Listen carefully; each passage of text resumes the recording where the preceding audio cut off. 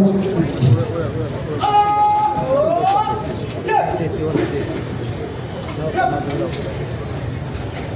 raison funèbre en mémoire du fait colonel Zona Makani Bébé, décédé le 23 janvier 2026 à la clinique universitaire de Kinshasa, son corps a été gardé au mort de l'hôpital de Saint-Candaner pour l'inhumation.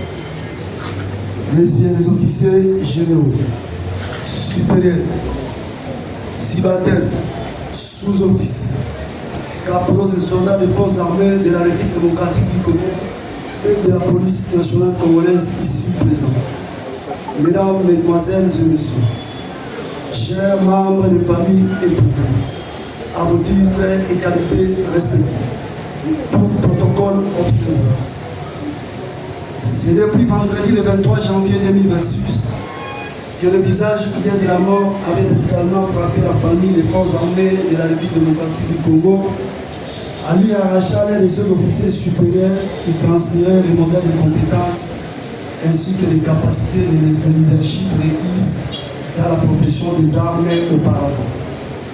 Sincèrement, l'humanité ne cesse de vivre au jour le jour les scènes affreuses de détresse, de tristesse, de pleurs et de désolation, du fait qu'il ne se passe pas un jour pour que les nuages noirs planent sur le ciel des forces armées de la République démocratique du Congo, enlèvent forcément et toutes leurs affections de nombreuses vies, des cerveaux pesants de génie dans son sein, et exprimons nos inquiétudes quant à la progression rapide avec laquelle le cercle de la mort nous met en sanglots qui nous cause des préjudices moraux.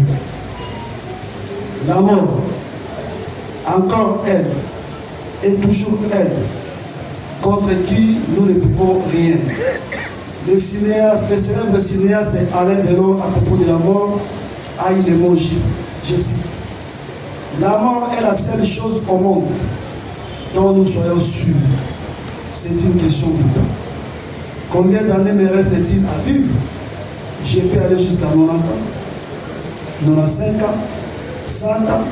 Ce n'est pas moi qui décide, c'est l'autre là à haut. Aujourd'hui, il nous faut conduire vers le repos et la paix du dernier sommeil.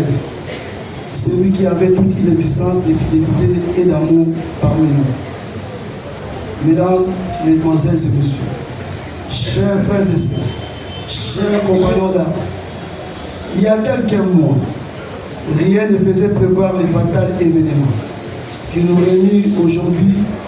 La santé vigoureuse entretenue par les soins qu'il recevait nous donnait au contraire l'espoir qu'il resterait encore longtemps parmi nous. Mais, hélas, la destinée a choisi autrement. C'est Dieu qui donne, c'est Dieu qui arrache, et aussi c'est Dieu qui console et relève les affligés à leur montrant au-delà du tombeau un monde meilleur que celui où nous éprouvons ici à leur réception. Le malheur qui nous rassemble à ce lieu, en train de déplorer la perte de ces terrains, dont les valeurs intellectuelles indéniables s'élisaient avec nuisance sur son visage. Ces derniers, contre toute attente, soudainement attaqués par une maladie, qui, malgré les interventions des médecins spécialistes de renommée, a finalement eu raison de son système immunitaire. En conséquence, il est particulièrement pénible aujourd'hui de remplir la mission qui est la mienne à cette circonstance qui nous rassemble ensemble. Car bientôt la terre va se refermer définitivement sur l'un de l'autre. C'est en proie une profonde émotion que je viens au nom de la hiérarchie adresser un signe à Dieu, au vaillant combattant, le fait colonel Zona Makani Bébé, que la mort nous a ravis à la date précise. Ce géant officier supérieur à la stature imposante est tombé sans résistance. Donc, quelle attribuera cette mort au stress ou au manque de contacts médicaux réguliers? Sa famille biologique a tout fait pour récupérer sa santé sans cesse. Mais ce qui est certain est que la volonté de l'Éternel des armées est accomplie selon son plan merveilleux. Mais tout compte fait, c'est le tout-puissant Créateur qui décida à la date précise que la chaleur d'amour des natifs de Madina ne profitera plus à ses enfants, ses amis et à tous les siens. Alors, plus jamais.